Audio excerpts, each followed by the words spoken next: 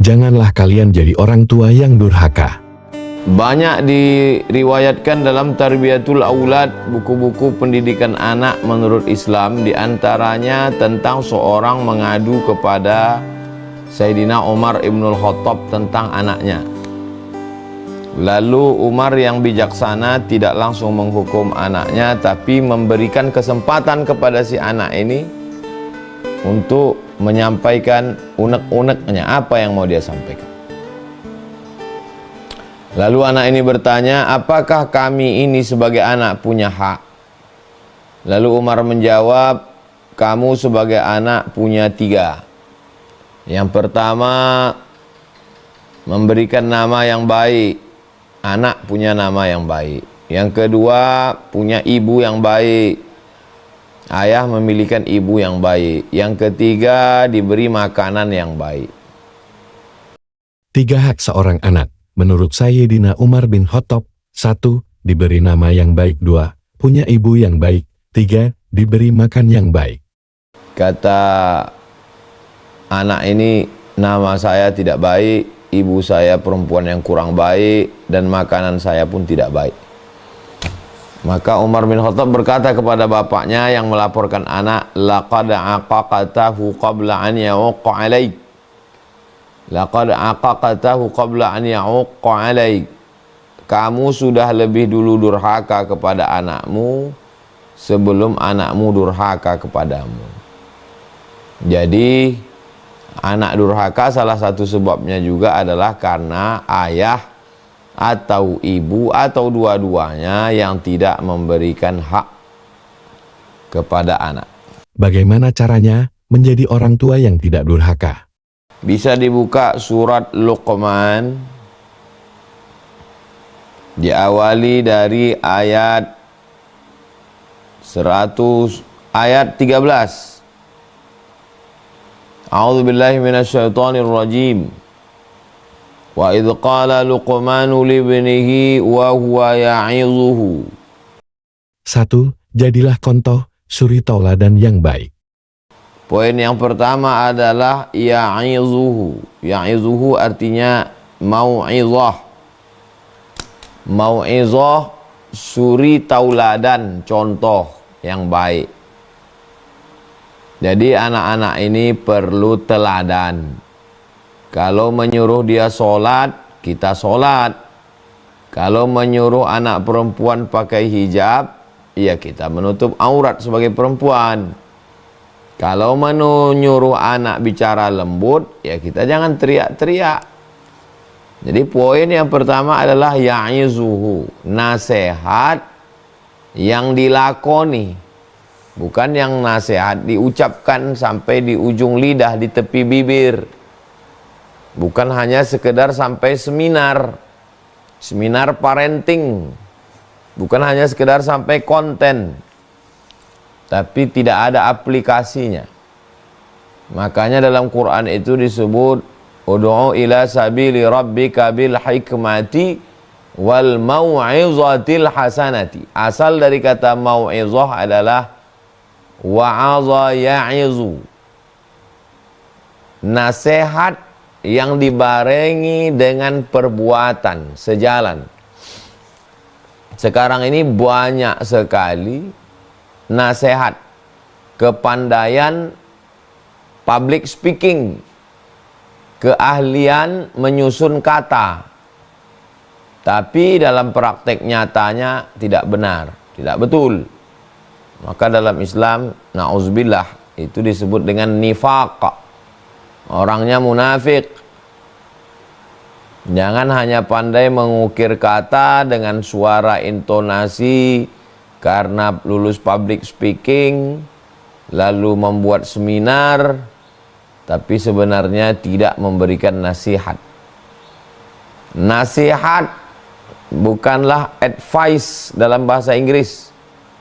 Nasihat lebih lengkap dari sekedar advice. Nasihat adalah ucapan yang diiringi dengan perbuatan.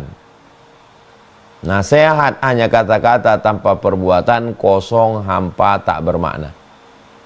Jadi nasihat kepada anak, jangan main handphone, Ya kita jangan main handphone. Nggak bisa kita larang main handphone, kita di depan dia. Kalau mau konsisten jangan main handphone, tapi handphone kita kalau perlu membuka WhatsApp di toilet, jangan di depan mata dia. Karena kalau tidak sesuai ucapan kita, mental itu. Dia jadi melawan. Nah, bagaimana orang itu tunduk karena hatinya, bukan karena dia takut sama kita, bukan karena ancaman. Ancaman nggak dibelikan handphone, ancaman nggak dikasih jajan, ancaman bukan. Tapi karena hatinya. Maka yang dari hati itulah yang sampai ke hati. Kalau yang dari mulut ke mulut juga sampainya itu. Jadi poin yang pertama sekali adalah wa huwa ya'izuhu. 2. Berkata baik dan lembut menyentuh hati. Yang kedua, ya bunayya. Sebenarnya bisa aja dipanggil ya ibni, wahai anakku. Ya fulan. Tapi dipanggil ya bunayya, kata-kata yang lembut.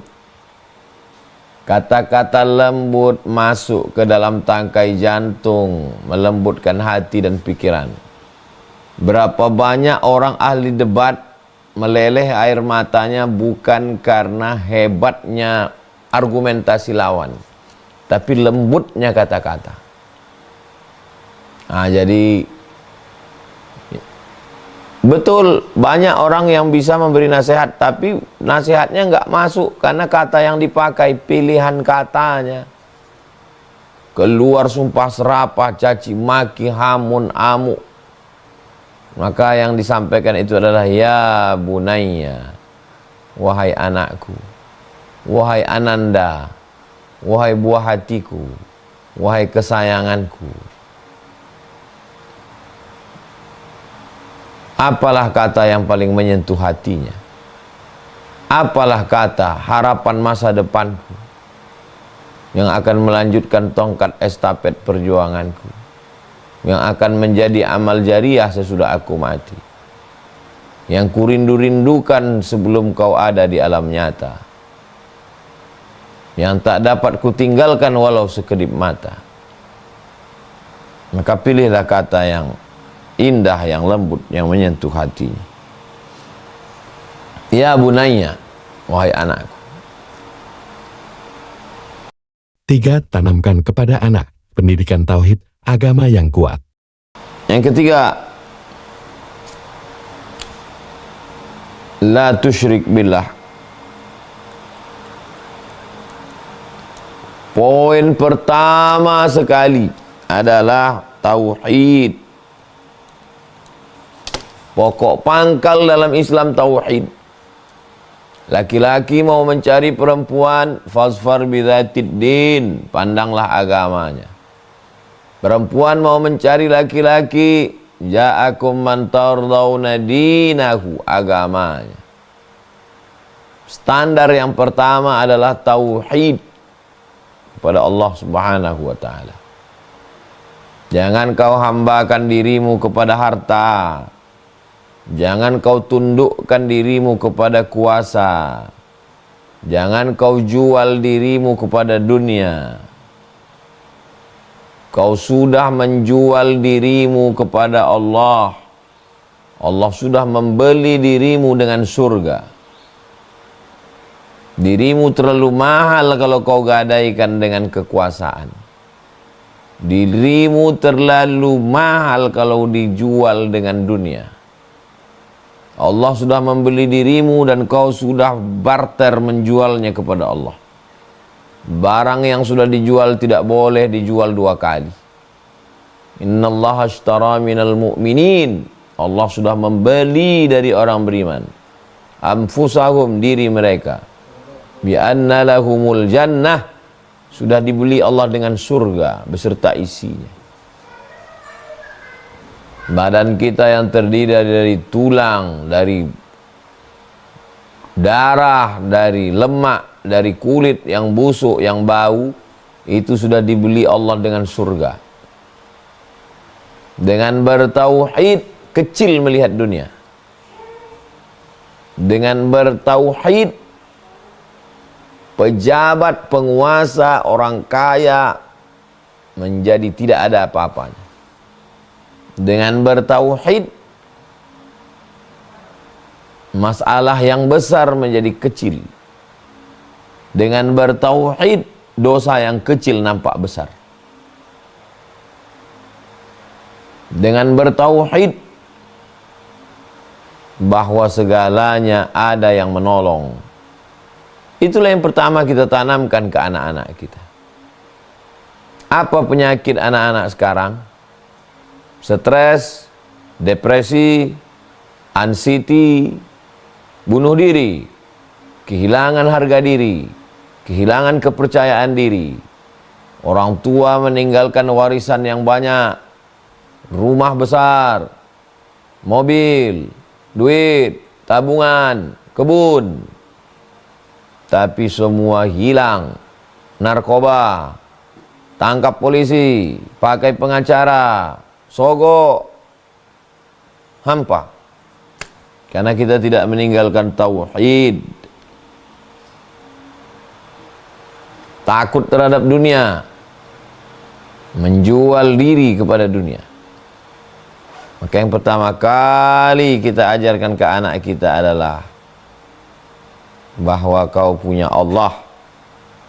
Jangan minta sama manusia, minta kepada yang menghidupkan manusia. Siapa dia? Allah. Kalau bahasa almarhumah ibu saya, bahasa kampungnya, jangan minta kepada hambo. Hambo itu maksudnya hamba, hamba. Kita ini hamba. Jangan minta kepada hamba. Mintalah kepada pemilik hamba, Allah Subhanahu wa ta'ala. Kalau kita gadaikan diri kita kepada penguasa, kepada orang kaya, kepada pejabat, maka diukurnya kita, dijengkalinya kita.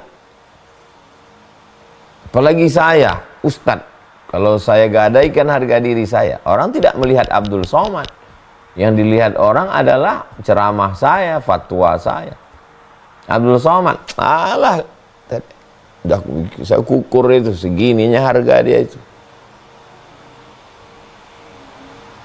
La taj'alid dunya akbara hammina. Jangan jadikan dunia ini obsesi, cita-cita tertinggi kami. Wala mablagha ilmina. Jadi jangan jadikan dunia ini menjadi harga ilmu kami. Ilmu kita dihargai dengan dunia. Cita-cita hidup kita dunia. Mana Allah? Yang katanya Allahu Akbar. Subhanallah, Maha Suci Allah. Alhamdulillah, segala puji milik Allah. Allahu Akbar.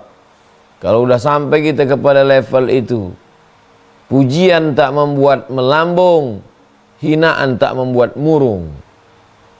Kalau masih terpengaruh dengan pujian dan hinaan, berarti belum murni lagi tauhid kita. Subhanallah, yang suci itu Allah. Kalau kau diejek Abdul Somad, kalau kau dicaci maki, kalau kau dibuli, memang kau tidak suci. Subhanallah, yang suci itu Allah.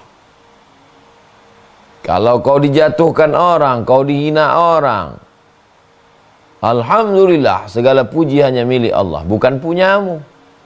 Ketika kau merasa puji-pujian itu punyamu, milikmu, saat kau dihina, kau down, kau dipanggil orang profesor, kau dipanggil orang datuk, kau dipanggil orang doktor, LCMA, bukan punyamu.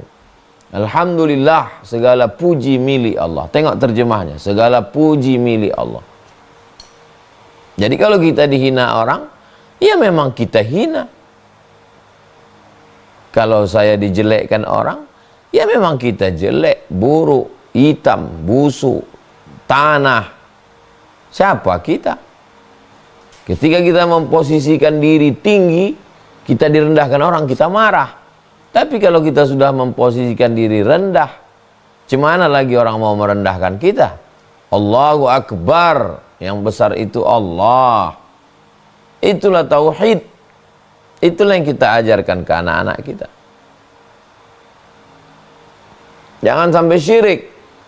Syirik menyembah batu, menyembah hantu, menyembah lembu, menyembah kutu, menyembah kayu. Kita tidak syirik itu lagi. Tapi syirik menyembah diri sendiri. Akulah yang paling suci, akulah yang paling terhormat, akulah yang paling hebat. Disanjung-sanjung, diagungkan, ketika dihina, marah. Berarti marahnya bukan karena Allah. Kita bukan apa-apa dan kita bukan siapa-siapa.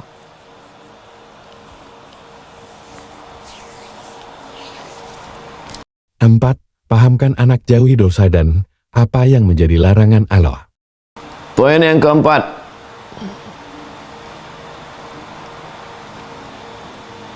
Inna syirka la zulmun azim. Menyadarkan dia anak bahwa ada dosa. Ada namanya dosa. Dosa besar, dosa kecil, dosa kepada manusia, dosa kepada Allah. Tapi dosa, segala dosa. Sekarang anak-anak tidak lagi, nggak ada dosa itu. Hidup ini ya, dulu kita secara adat ada namanya pantang. Pantang ini dibuat, tidak dosa. Pantang ini, tak boleh ini. Tapi sekarang sudah tak ada lagi aturan-aturan, baik aturan adat, aturan agama. Dengan majunya teknologi, orang-orang menyebarkan pemikiran melalui YouTube bahwa manusia ini ya hiduplah sesuka hatinya. Kalaupun ada pantang, nggak boleh.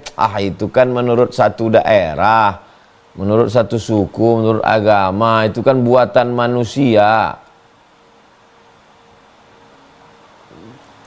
Ini dosa. Dosa ini ada kepada Allah, ada kepada manusia.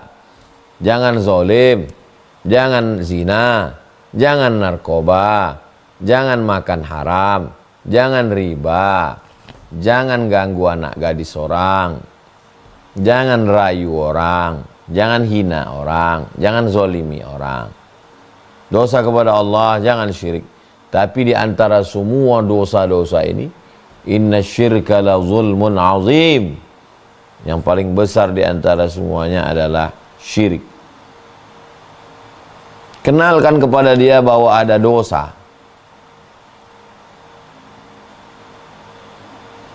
Lima, ceritakan kepada anak tentang perjuangan seorang ibu yang melahirkannya. Poin yang kelima. Wa wassaynal insana biwalidayhi. Kami wasiatkan kepada manusia terhadap kedua orang tuanya. Kepada kedua orang tua.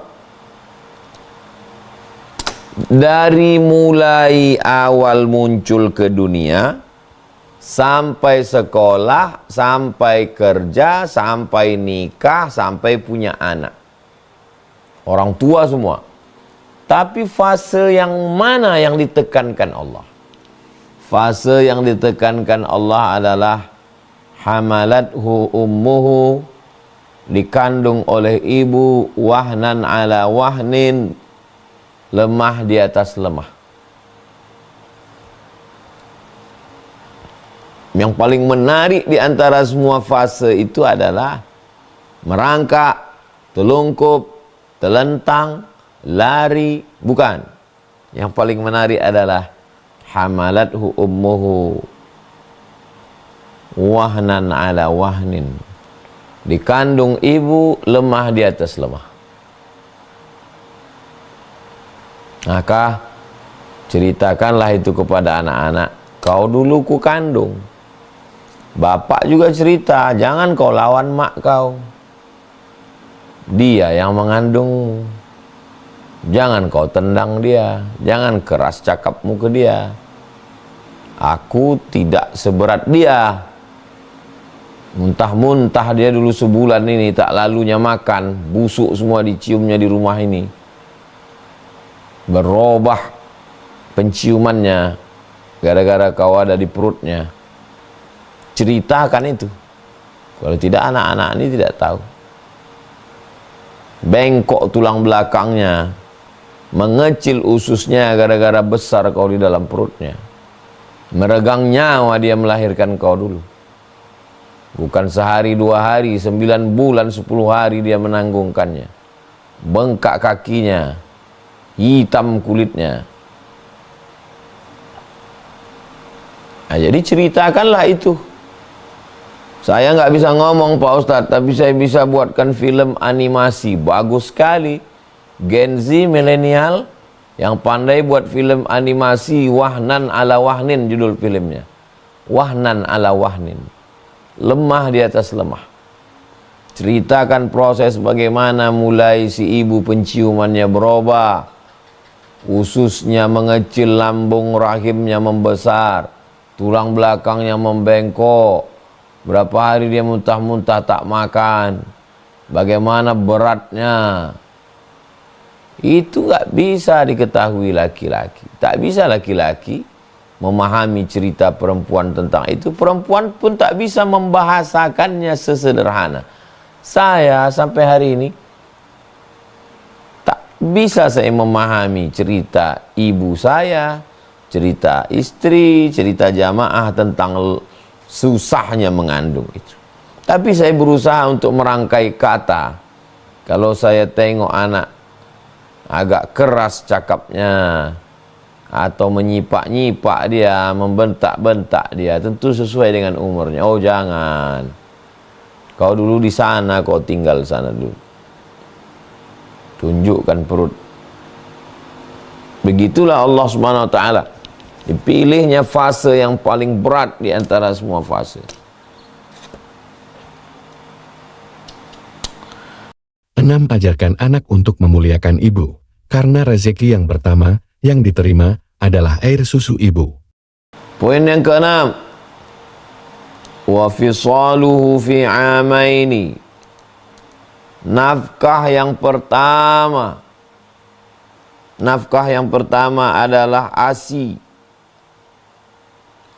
Sebelum beli baju hari raya, sebelum masukkan sekolah, sebelum daftar kuliah, sebelum kasih modal nikah, sebelum kasih modal kerja, nafkah yang pertama adalah air susu ibu.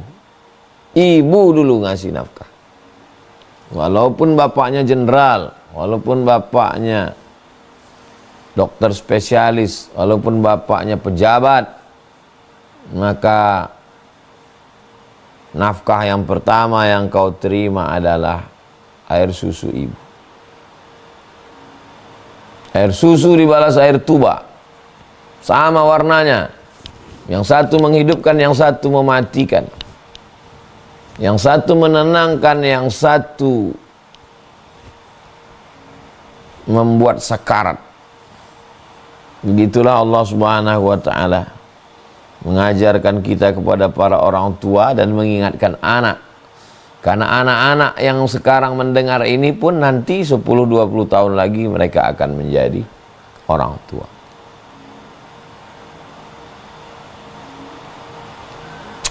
7. Jadilah orang yang ahli bersyukur kepada Allah. 7.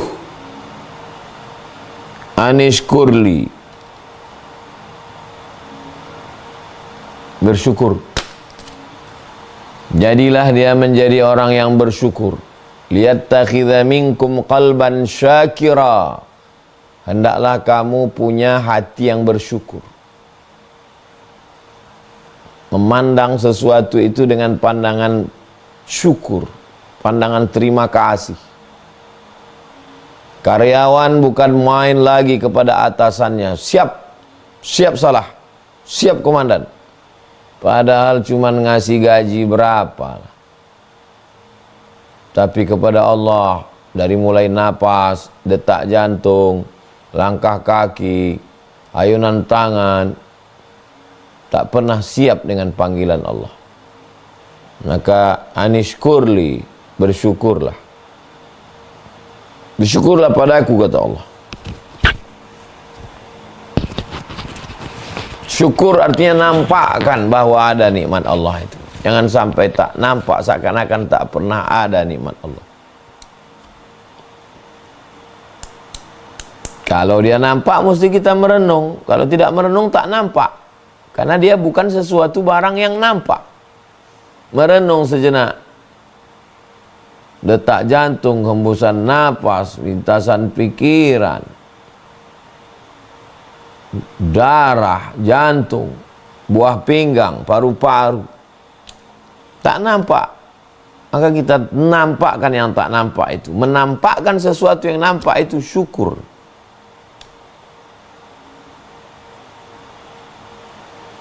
Delapan, ajarkan anak untuk memposisikan orang tua setelah Allah.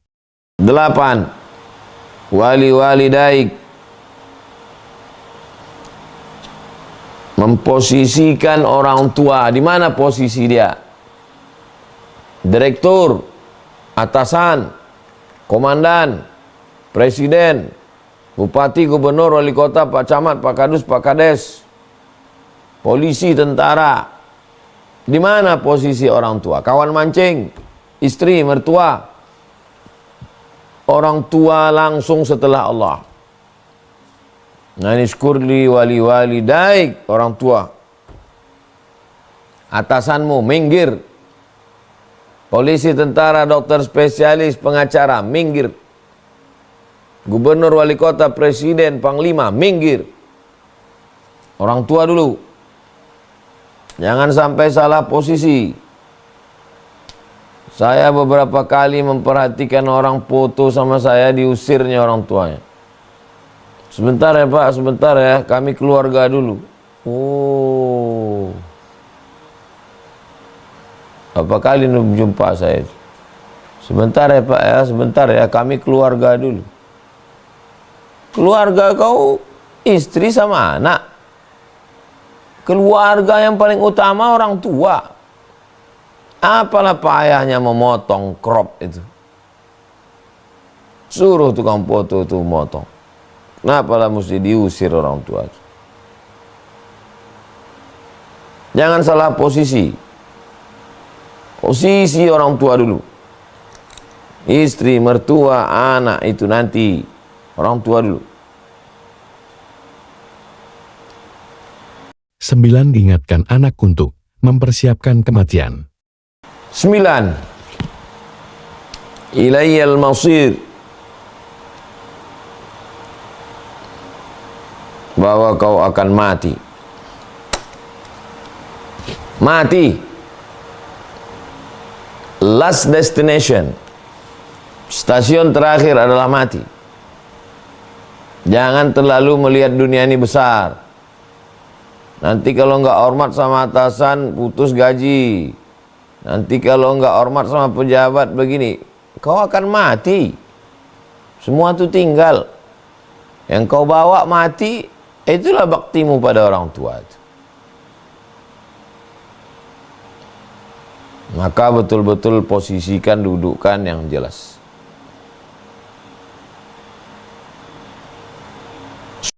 10. Ajarkan anak untuk selalu memuliakan dan berbakti kepada orang tua.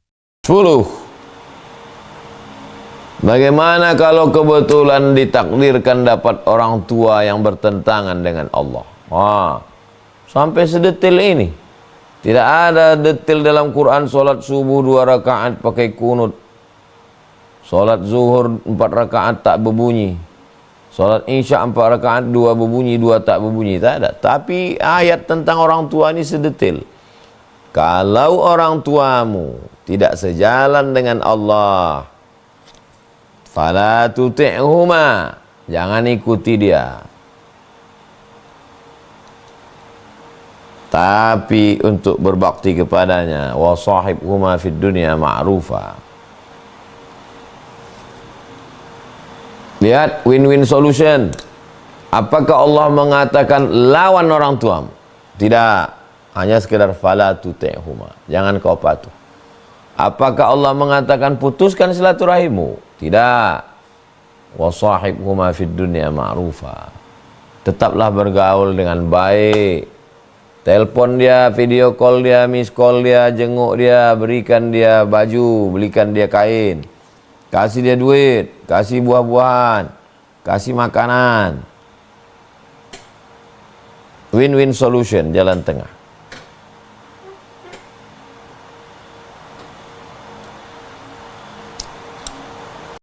Sebelas, ajarkan anak untuk mengikuti jalan orang-orang yang berbakti kepada orang tua, seperti para nabi, sahabat, tabi'in, dan orang-orang soleh. 11. Siapa yang kita ikut? Wattabi' sabila man anaba ilayya. Ikuti orang-orang yang kembali ke jalanku. Nabi-nabi, rasul-rasul, wali-wali, sahabat nabi, tabi'in. Ikuti jalan mereka. Bukan artis, bukan pejabat, bukan orang kaya, bukan orang viral. Ikuti jalan orang yang berbakti kepada orang tua. Nabi Musa bagaimana dengan ibunya? Nabi Ibrahim, Nabi Isa, Nabi Muhammad sallallahu alaihi wasallam.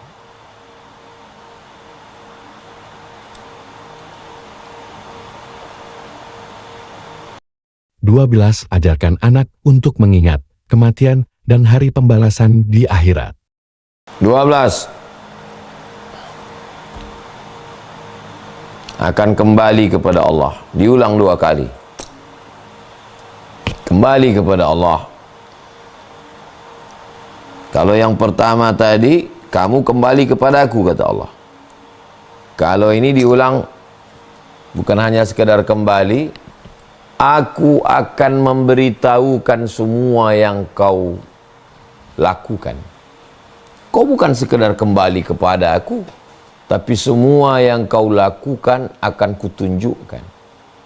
Semua perlakuanmu pada ayahmu, pada ibumu akan kutunjukkan. Bukan sekadar balik-balik aja. Kita nanti mati. Memang kalau mati selesai. Semua perbuatanmu, kata-kata kasarmu, caci makimu, sumpah serapahmu, fa'unabbi'ukum, akan aku tunjukkan semuanya nanti. Kau akan menonton video film cerita perbuatanmu yang sudah kau lupakan itu.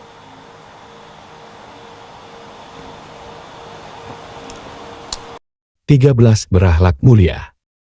13.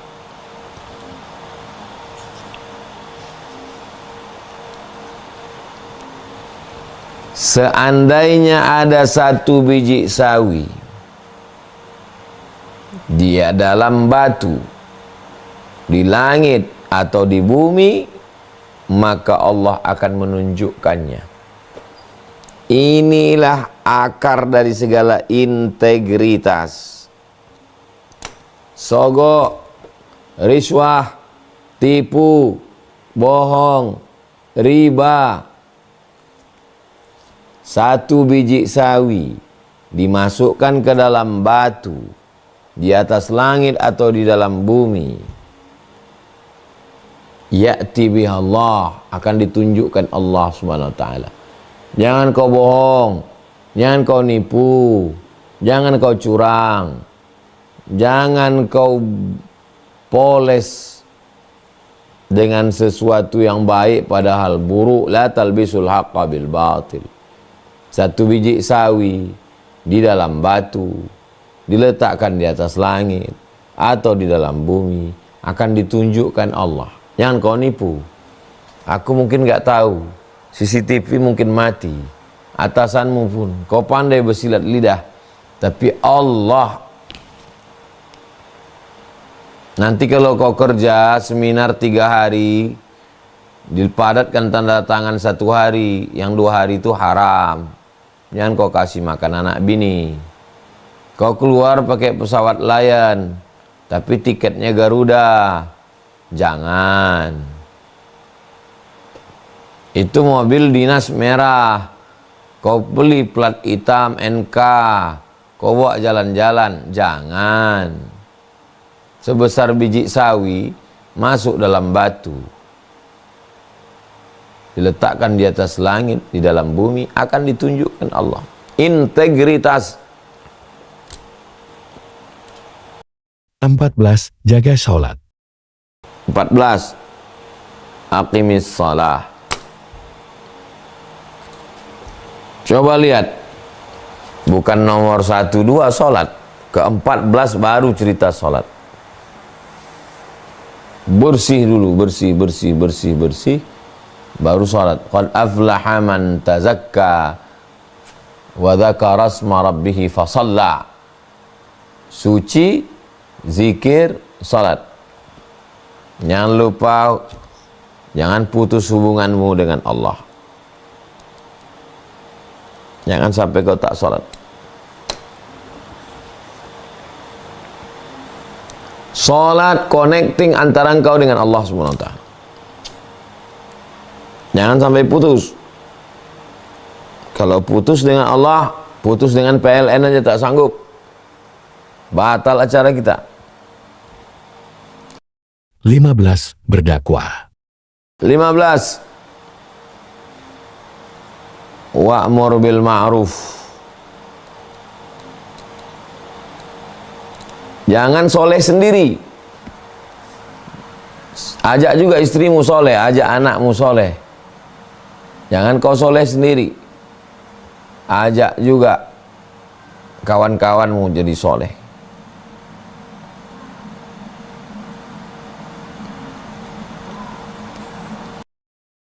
Ke-16. Amar ma'ruf nahi munkar. Mengajak kepada kebaikan dan mencegah dari keburukan.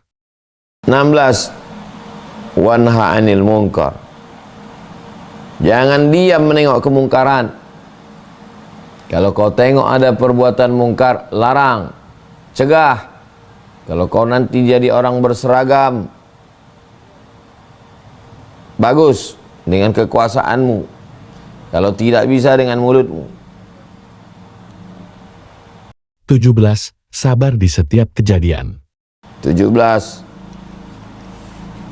Nanti nak, dalam hidup ini macam laut, karangnya tajam, ombaknya kencang, angin puting beliung, sampan kau kayu lapuk. Wasbir ala ma asabak. Sabar. Apapun yang kau hadapi, kau mesti sabar. 18. Tawadu, rendah hati. 18.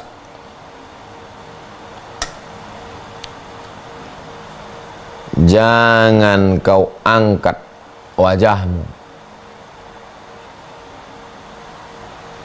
Menunduklah. Tampilkanlah rendah hati, tawadu.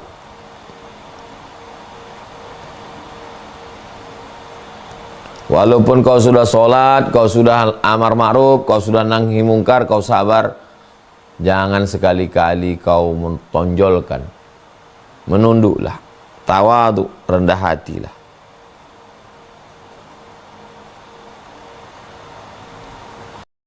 19. Jangan berjalan dengan cara berjalan yang angkuh. 19. Wala tamshi fil ardi maraha. Jangan berjalan jalan orang angkuh. Angkuh nggak angkuh itu kan di hati, bukan cara berjalan. Ya, tapi orang menengok. Cara berpakaian, cara berkendaraan, cara ngomong, cara mendongak, cara berjalan. Macam mana orang berjalan? Ya begitulah berjalan. Makanya dilarang libasus syuhrah, pakaian syuhrah. Orang pakaian macam mana pakaian orang, ya gitulah pakaian kita. Kenapa pula kita mesti aneh-aneh?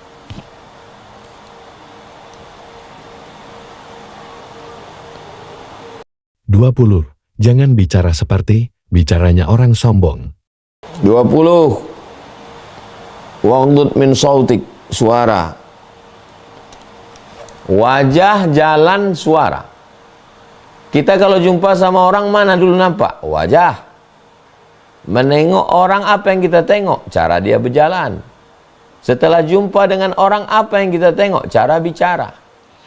Berapa banyak orang berilmu, kita nggak respect. Kenapa? Iya, sombong. Saya kalau udah nampak saya orang sombong, udah kenyang duluan saya. Nahnu nahkumu bizawahir, kita menengok zahirnya. Wallahu yatawallas sarair. Adapun batinnya, ya Allah yang tahu. Itulah dia 20 poin. Mudah-mudahan kalau ini kita ajarkan ke anak-anak kita dengan contoh dari kita tidak jadi anak yang durhaka. 20 ini kita amalkan, kita laksanakan, kita sampaikan ke anak kita. Kau lembutkan suaramu, kita bercakap dari dapur sampai ke jalan. Kau jalan sopan, kita berjalan petantang petenteng. Wajahmu kau tundukkan, kita nantang-nantang orang. Ya, lisanul hal afsah min lisanil maqal. Perbuatan lebih menyentuh daripada ucapan. Kalau perlu, nggak usah bercakap sama sekali. Laksanakan aja ini semua. Laksanakan, dia menengok. Itu lebih menyentuh lagi ke hati.